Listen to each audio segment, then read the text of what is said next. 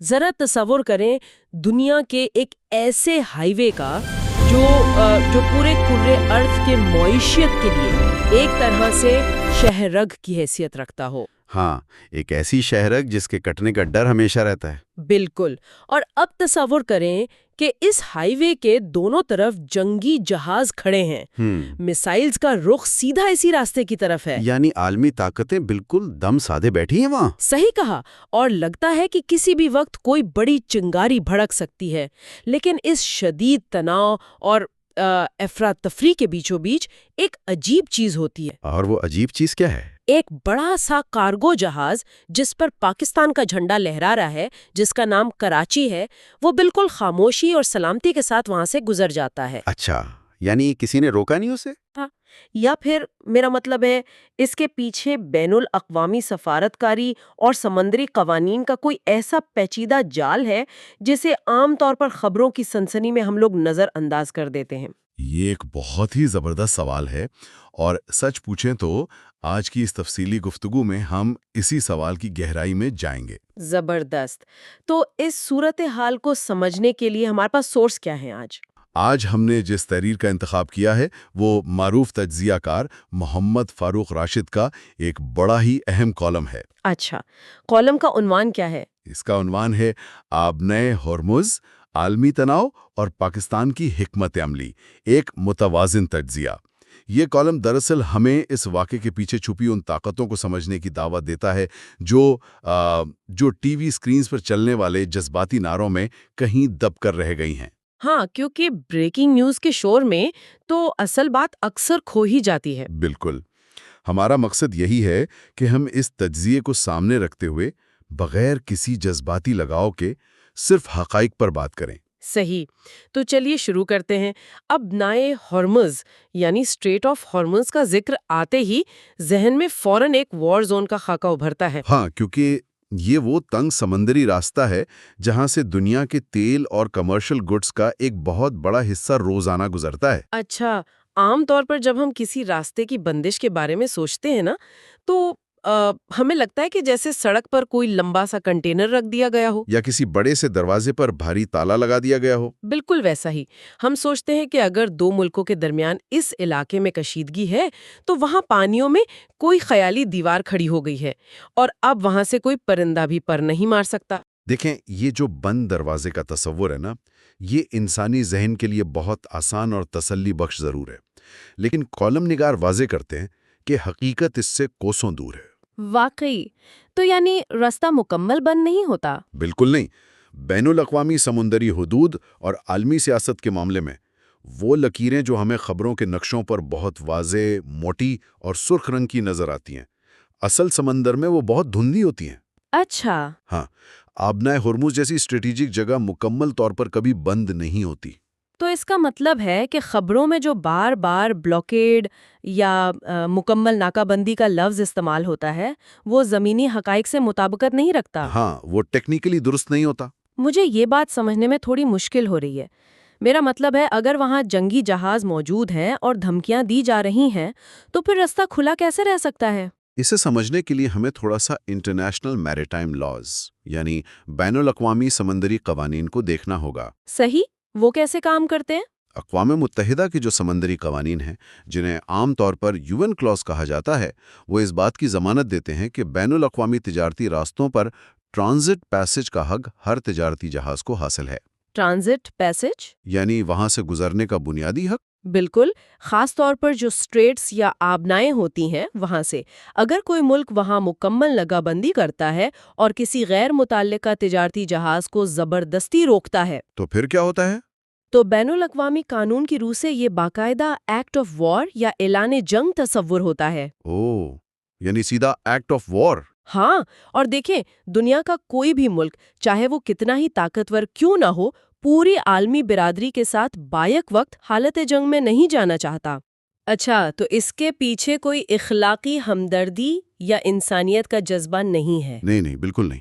بات سیدھی سی یہ ہے کہ عالمی معیشت کا پہیہ چلتا رہے۔ کیونکہ اگر آبنائے ہرمز کو مکمل بند کر دیا گیا تو دنیا بھر میں تیل کی سپلائی رک جائے گی، فیکٹریاں بند ہو جائیں گی۔ اور معیشتی تباہی اس ملک کو بھی لے ڈوبے گی جس نے راستہ بند کیا ہوگا۔ زبردست پوائنٹ ہے۔ بین الاقوامی نظام کو اسی طرح ڈیزائن کیا گیا ہے کہ یہ معیشتی لائف لائن کسی بھی حال میں کٹنے نہ پائے۔ صحیح کہا۔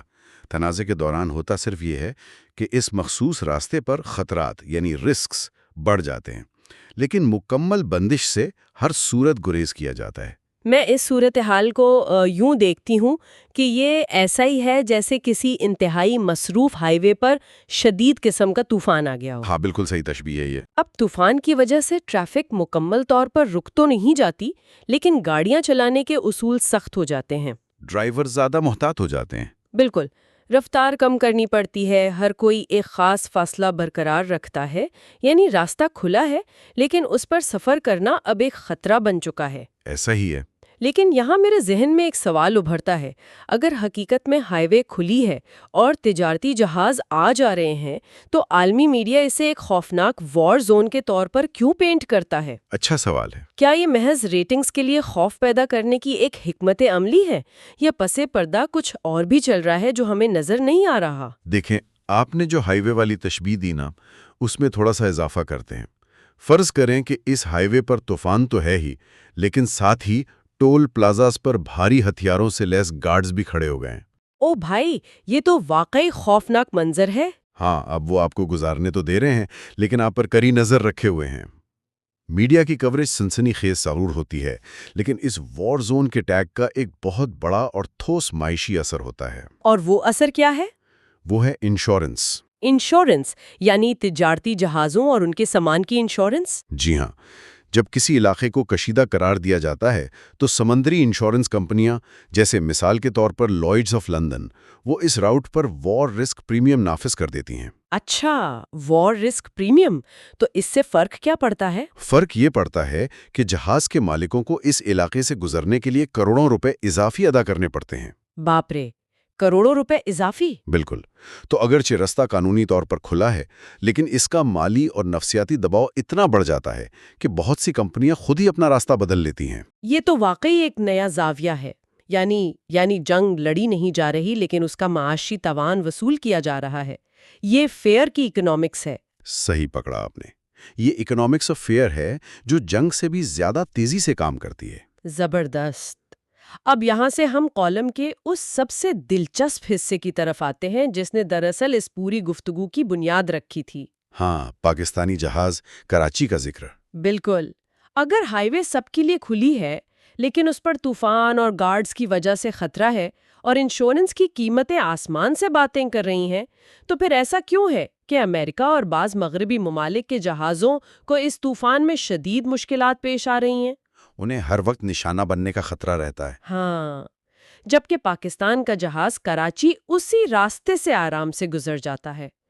کیا ہمارے جہاز پر کوئی خاص قسم کی حفاظتی تہ چڑھی ہوئی ہے؟ اس کا جواب کسی اسٹیل یا لوہے کی حفاظتی تہ میں نہیں ہے۔ تو پھر کہاں ہے؟ یہ کاغذوں اور سالوں کی سفارتکاری میں چھپا ہے۔ فاروق راشد اپنے تجزیے میں اس راز سے پردہ اٹھاتے ہوئے پاکستان کی خارجہ پالیسی کے ایک بہت اہم پہلو کی طرف اشارہ کرتے ہیں۔ اچھا، وہ پہلو کیا ہے؟ وہ ہے متوازن تعلقات کی پالیسی، یعنی بیلنسڈ فارن ریلیشنز۔ پاکستان نے شعوری طور پر خود کو اس پورے مشرق وسطی کے تنازع میں ایک کم تنازع والے فریق یا لو کانفلکٹ پارٹی کے طور پر منوایا ہے۔ متوازن تعلقات، یعنی دو لڑنے والے گروہوں کے درمیان اس دوست کی طرح رہنا جو کسی ایک کی بھی مکمل سائیڈ نہیں لیتا۔ بالکل ویسا ہی۔ جب دونوں گروہ آپس میں دست و گریباں ہوتے ہیں تو وہ اس تیسرے غیر جانبدار شخص کو نشانہ نہیں بناتے کیونکہ وہ ان کے براہ راست تصادم کا حصہ نہیں ہوتا۔ صحیح کہا، اور اس طرح اس دوست کا اپنا راستہ اور مفاد دونوں محفوظ رہتے ہیں۔ یہ تشبیہ تو صورتحال کو سمجھنے کے لیے بہترین ہے۔ لیکن دیکھیں، ہمیں اس متوازن تعلقات کی عملی پیچیدگی کو بھی سمجھنا ہوگا۔ یہ محض خاموش تماشائی بننے کا نام نہیں ہے۔ تو پھر کیا ہے؟ کالم نگار بتاتے ہیں کہ پاکستان بایا وقت مغربی ممالک کے ساتھ بھی معاشی اور عسکری سطح پر جڑا ہوا ہے، اور ساتھ ہی خطے کے دیگر بااثر ممالک اور مشرق وسطی کی ریاستوں کے ساتھ بھی اس کے گہرے روابط ہیں۔ یعنی سب کے ساتھ تھوڑا تھوڑا کنیکشن ہے۔ بالکل۔ جب آپ کے ہر کیمپ میں کچھ نہ کچھ مفادات وابستہ ہوں تو آپ پر حملہ کرنا کسی بھی فریق کے لیے اسٹریٹجک لحاظ سے فائدہ مند نہیں ہوتا۔ صحیح. لیکن میں یہاں تھوڑا سا تنقیدی نقطۂ نظر سامنے لانا چاہوں گی. جی ضرور بتائیں. اکثر یہ کہا جاتا ہے کہ انٹرنیشنل پالیٹکس میں اگر آپ سب کے دوست ہیں تو دراصل آپ کسی کے دوست نہیں ہیں. یہ بہت کامن آرگیومنٹ ہے. بالکل. تو سوال یہ ہے کہ کیا یہ غیر جانبداری اور توازن واقعی ایک انتہائی ماہرانہ سفارتی کمال ہے، یا اس کی وجہ محض یہ ہے کہ کوئی بھی ترقی پذیر ملک جس کی معیشت پہلے ہی دباؤ کا شکار ہو وہ اس پوزیشن میں ہی نہیں ہوتا کہ کوئی سخت موقف اپنا سکے؟ یہ پوائنٹ بہت ویلڈ ہے. میرا مطلب ہے، کیا ہم واقعی اتنے سمجھدار ہیں کہ ہر طوفان سے بچ کر نکل جائیں، یا یہ بس مجبوری کی حالت میں ہر تصادم سے بچنے کی ایک کوشش ہے؟ یہ ایک بہت ہی جائز اور اہم سوال ہے، اور سفارتی حلقوں میں اس پر اکثر بحث ہوتی ہے. اس میں کوئی شک نہیں کہ معیشتی مجبوریاں کسی بھی ملک کی خارجہ پالیسی کو محدود کرتی ہیں. ہاں، وہی تو میں کہہ رہی تھی. لیکن فاروق راشد کے تجزیے کے مطابق اس دباؤ کے باوجود اس توازن کو برقرار رکھنا یہ بذات خود ایک بہت مشکل اور ایکٹیو کام ہے. ایکٹیو کام؟ وہ کیسے؟ دیکھیں، جب بڑی عالمی طاقتیں آپ پر دباؤ ڈال رہی ہوں کہ یا تو آپ ہمارے ساتھ ہیں یا ہمارے خلاف، تو ایسے میں کسی ایک بلاک کا مکمل حصہ بننے سے انکار کرنا، ہاں، انکار کرنا آسان نہیں ہوتا. بالکل، اور اپنے قومی مفادات کے مطابق ایک درمیانی راستہ نکالنا یہ کوئی پیسیو عمل نہیں ہے. اس کے لیے روزانہ کی بنیاد پر انتہائی پیچیدہ سفارتی رابطوں کی ضرورت ہوتی ہے. تو اس کا مطلب ہے کہ جب ہم کہتے ہیں جہاز کراچی محفوظ گزرا تو یہ راتوں رات ہونے والا کوئی معجزہ نہیں تھا؟ نہیں، یہ ان سفارتی تاروں کا نتیجہ تھا جو کئی دہائیوں سے بنے جا رہے تھے. صحیح. اور یہاں یہ واضح کرنا بہت ضروری ہے کہ ہم یہاں مصنف کے پیش کردہ آراء کا جائزہ لے رہے ہیں تاکہ اس پہیلی کو سمجھا جا سکے. ہمارا مقصد کسی خاص ملک یا سفارتی کیمپ کی وکالت کرنا نہیں ہے. بالکل، ہم صرف ان فیکٹس اور انالیسس پر بات کر رہے ہیں جو سورس میں موجود ہیں. لیکن سفارت کاری کی اس بحث سے نکل کر میں ذرا ایک ٹھوس زمینی یا یوں کہیں سمندری حقیقت کی طرف آنا چاہتی ہوں. جی بالکل، آئیں. ہم نے سیاست کی بات تو کر لی، لیکن ایک دیو ہیکل کارگو جہاز جس پر ہزاروں ٹن سامان لدا ہو، وہ صرف سیاسی بیاناتوں اور سفارتی مسکراہٹوں کی بنیاد پر تو سمندر پار نہیں کرتا نا؟ ظاہر ہے سمندر کو سفارت کاری سے کیا غرض؟ وہی نا، سمندر کی بھپری ہوئی لہروں اور وہاں موجود جنگی جہازوں کے ریڈار سسٹمز کو اس سے کوئی غرض نہیں کہ آپ کی فورن پالیسی کتنی شاندار ہے. تو ڈیش بورڈ پر اصل میں کیا ہو رہا ہوتا ہے؟ یہ اس گفتگو کا شاید سب سے اہم ٹیکنیکی پہلو ہے جسے مصنف نے بھی بہت خوبصورتی سے اجاگر کیا ہے. اچھا. بحری تجارت جذبات پر نہیں بلکہ انتہائی سخت پروٹوکولز پر چلتی ہے. جب کوئی جہاز جیسے کہ کراچی آبنائے ہارموز جیسے کشیدہ علاقے میں داخل ہوتا ہے تو وہ اندھا دھن نہیں چل رہا ہوتا. آؤٹ پلاننگ کی جاتی ہے. جہاز پر جدید نیویگیشن اور ٹریکنگ سسٹمز نصب ہوتے ہیں جنہیں AIS یعنی آٹومیٹک آئیڈینٹیفیکیشن سسٹم کہا جاتا ہے. AIS. اچھا، تو یہ سسٹم کرتا کیا ہے؟ یہ سسٹم مسلسل آس پاس موجود تمام بحری اور عسکری جہازوں کو سگنل بھیج رہا ہوتا ہے کہ ہمارا نام کیا ہے، ہم کہاں سے آ رہے ہیں، کہاں جا رہے ہیں اور ہمارا سامان کیا ہے. یعنی وہ مسلسل اپنی غیر جانبداری اور پرامن ہونے کا اعلان کر رہا ہوتا ہے. بالکل، تاکہ کسی بھی قسم کی غلط فہمی کی کوئی گنجائش نہ رہے. صحیح، کیونکہ وہاں غلط فہمی کی گنجائش بہت مہنگی پڑ سکتی ہے. اور اگر آپ ذرا سی بھی غلطی کرتے ہیں، اپنے طے شدہ انٹرنیشنل مرین کوریڈور سے ہٹتے ہیں یا VHF ریڈیو پر ہونے والی کمیونیکیشن کا جواب نہیں دیتے تو 1 سیکنڈ میں آپ پر خطرے کا لیبل لگ سکتا ہے. باپ رے، 1 سیکنڈ میں؟ ہاں، پاکستانی تجارتی جہاز بھی انہی بین الاقوامی قوانین، شپنگ روٹس کی پلاننگ اور سیکیورٹی پروٹوکولز کی سختی سے پابندی کرتے ہیں. یعنی انہوں نے رولز فالو کیے. بالکل. کالم نگار یہ نقطہ سامنے لاتے ہیں کہ کسی ایک جہاز کے باحفاظت گزرنے کو صرف اور صرف سیاسی یا عسکری کامیابی قرار دے دینا ایک بہت ہی سادی اور ادھورا تجزیہ ہوگا. اور وہیں آ کر انسانی نفسیات کا ایک بہت ہی دلچسپ پہلو سامنے آتا ہے. وہ کیا؟ ہم انسانوں کو، چاہے ہم دنیا کے کسی بھی کونے میں ہوں، ہمیں ہیرو والی کہانیاں اور عظیم الشان فتوحات بہت پسند آتی ہیں. ہاں، یہ بات تو طے ہے. یہ سننا یا کہنا کہ ہمارا جہاز اس لیے باحفاظت گزر گیا کیونکہ اس کے کپتان نے نیویگیشن پروٹوکولز اور انٹرنیشنل لاز کی 100% پابندی کی. یہ بات سننے میں اتنی پرکشش اور سنسنی خیز نہیں لگتی. صحیح کہہ رہی ہیں آپ، یہ تھوڑا بورنگ لگتا ہے سننے میں. بورنگ لگتا ہے نا. اس کے مقابلے میں اگر کوئی کہے کہ ہمارا دبدبہ اتنا زیادہ ہے اور ہمارا روب اتنا ہے کہ کسی کی جرت نہیں ہوئی کہ ہمارے جہاز کی طرف آنکھ اٹھا کر بھی دیکھے، یہ بات خون کو گرم کرتی ہے. بالکل. انسان ہمیشہ سنسنی، فخر اور ہیروئزم کو حقائق پر ترجیح دیتا ہے. آپ نے بالکل درست نشاندہی کی. اور اسی رویے کو سامنے رکھتے ہوئے محمد فاروق راشد اپنے کالم میں ایک اصطلاح کا ذکر کرتے ہیں جو عموماً ایسے مواقع پر سوشل میڈیا پر گونجنے لگتی ہے. اور وہ اصطلاح کیا ہے؟ وہ ہے پاکستان ڈپلومیسی زندہ باد. اچھا، پاکستان ڈپلومیسی زندہ باد. تو مصنف اس بارے میں کیا کہتے ہیں؟ اب دیکھیں، مصنف اس جذبے یا اس نعرے کی کوئی مخالفت نہیں کر رہے ہیں، بلکہ وہ اس کی اصل روح، اس کے پیچھے چھپے ہوئے اصل میکانزم کو سمجھانے کی کوشش کر رہے ہیں. ان کے مطابق اصل ڈپلومیسی کیا ہے پھر؟ ان کے نزدیک کامیاب سفارتکاری کسی اونچی آواز والے دعوے کا نام نہیں ہے، بلکہ یہ ایک خاموش طاقت یعنی سائلنٹ پاور ہے. خاموش طاقت، یہ اصطلاح تو اپنے اندر بہت گہرائی رکھتی ہے. بالکل رکھتی ہے. کیونکہ جب ہم طاقت کا تصور کرتے ہیں نا تو ہمارے ذہن میں دھماکوں، جرحانے بیانات اور طاقت کے مظاہرے کا خیال آتا ہے. لیکن آپ کہہ رہے ہیں کہ اصل سفارتی طاقت ان سب سے بالکل الٹ ہے؟ جی، کیونکہ سفارتکاری کا مقصد شور مچانا نہیں ہے، بلکہ راستے نکالنا ہوتا ہے. خاموش طاقت وہ ہوتی ہے جو پس پردہ کام کرتی ہے. اچھا، یعنی جو نظروں سے اوجھل ہو. ہاں، یہ وہ میٹنگز ہیں جن کی کوئی بریکنگ نیوز نہیں بنتی. یہ وہ طویل اور تھکا دینے والے معاہدے ہیں جو بند کمروں میں طے پاتے ہیں. اور لوگ ان کو دیکھتے نہیں ہیں. صحیح. یہ طاقت کشیدگی کو ہوا دینے کی بجائے اسے کم کرتی ہے اور آپ کے ملک کے تجارتی مفادات کو یقینی بناتی ہے. جیسے ان جہازوں کی محفوظ آمد و رفت. بالکل. فاروق راشد یہ بتانا چاہتے ہیں کہ پاکستان نے اس حالیہ واقعے میں یہ ثابت کیا ہے کہ وہ مشکل حالات میں جذبات کے بجائے اس خاموش و متوازن حکمت عملی سے کام لے سکتا ہے.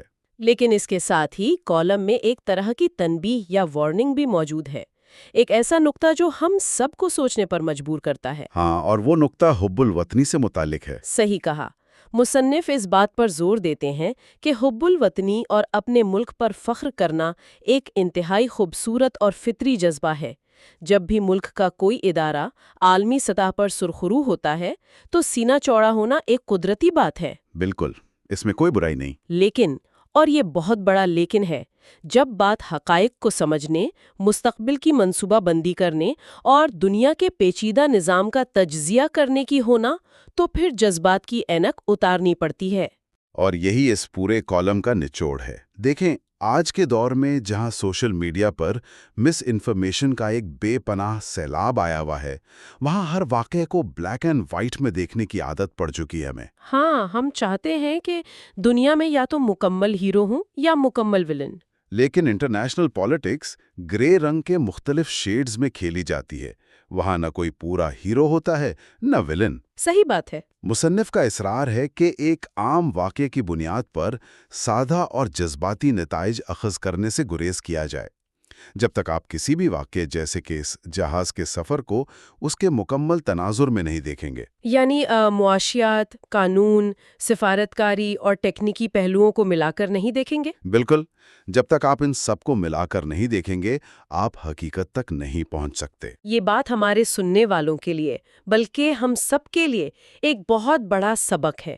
ہم معلومات کے ایک ایسے دور میں جی رہے ہیں جہاں ہر خبر کو ایک مسالے دار کہانی بنا کر بیچا جاتا ہے. ہاں، ریٹنگ کا زمانہ ہے نا. اور ہم اکثر دیکھتے ہیں کہ جذبات ہماری آنکھوں پر ایسی پٹی باندھ دیتے ہیں کہ ہم پیچیدہ معاملات کا بہت ہی سادہ سا حل نکال کر بیٹھ جاتے ہیں، جو کہ عموماً غلط ہوتا ہے. ایسا ہی ہے. اگر ہم آج کے اس پورے تجزیے کو سمیٹیں تو ہمارے سامنے ایک بہت ہی دلچسپ اور ملٹی ڈائمینشنل تصویر ابھرتی ہے. بالکل، کافی کچھ کلیئر ہوا ہے آج. آبنائے ہورموز جیسے خطرناک سمندری راستے سے ایک پاکستانی جہاز کا بخیر و عافیت گزر جانا یقیناً ایک پازیٹیو نشانی ہے.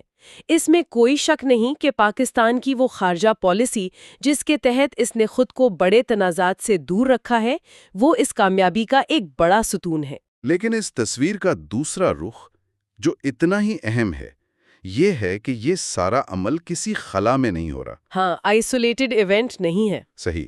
یہ محفوظ سفر انٹرنیشنل میریٹائم لاس کی چھتری تلے اور عالمی معیشیت کی ان مجبوریوں کے باعث ممکن ہوا جو مکمل ناکہ بندی کی اجازت نہیں دیتی، اور ظاہر ہے جہاز رانی کے ان انتہائی سخت ٹیکنیکل سسٹمز کی بدولت بھی. تو یہ دراصل ایک بہت بڑی عالمی مشین ہے. بالکل، جس کے اندر قانون، سیاست اور تجارت کے مختلف پرزے ایک خاص ترتیب سے مل کر کام کر رہے ہیں. زبردست. اور مصنف فاروق راشد اپنے کالم کا اختتام ایک ایسے جملے پہ کرتے ہیں جو ان تمام باتوں کا احاطہ کر لیتا ہے. وہ لکھتے ہیں، پاکستان زندہ باد، مگر اس کے ساتھ سمجھ اور شعور بھی زندہ باد. یہ ایک ایسا جملہ ہے جو واقعی ذہن میں ٹھہر جاتا ہے. جذبات اپنی جگہ اہم ہے، لیکن شعور اور ادراک کے بغیر ان کی کوئی سمت نہیں ہوتی. اب اس زبردست تجزیے کے بعد میرے ذہن میں خیال آ رہا ہے جو میں چاہوں گی کہ اس گفتگو کو سننے والے بھی اس پر غور کریں. جی وہ کیا؟ ہم نے آج دیکھا کہ کس طرح خاموش طاقت، سفارتی توازن اور قوانین کی پاسداری نے سمندر کے اس طوفان میں ایک محفوظ راستہ بنا دیا. لیکن سوال یہ ہے کہ دنیا تو بڑی تیزی سے تبدیل ہو رہی ہے. ہاں، ٹیکنالوجی اور جیو پالیٹکس دونوں بدل رہے ہیں. تو آنے والے کل کی جنگیں شاید ان روایتی ہتھیاروں سے نہ لڑی جائیں. وہ معاشی جنگیں ہوں گی، ٹیکنالوجیکل وارز ہوں گی اور آرٹیفیشل انٹیلیجنس کی جنگیں ہوں گی، جن میں دنیا کی بڑی طاقتیں آپس میں ٹکرائیں گی اور سپلائی چینز کو ہتھیار کے طور پر استعمال کیا جائے گا. بالکل. تو کیا دنیا کے دیگر ترقی پذیر ممالک جو ان بڑی طاقتوں کے تصادم کا حصہ نہیں بننا چاہتے، کیا وہ خود کو معاشی تباہی سے بچانے کے لیے اسی خاموش طاقت اور متوازن غیر جانبداری کے ماڈل کو آگے بھی استعمال کر سکتے ہیں؟ یہ واقعی ایک بڑا سوال ہے.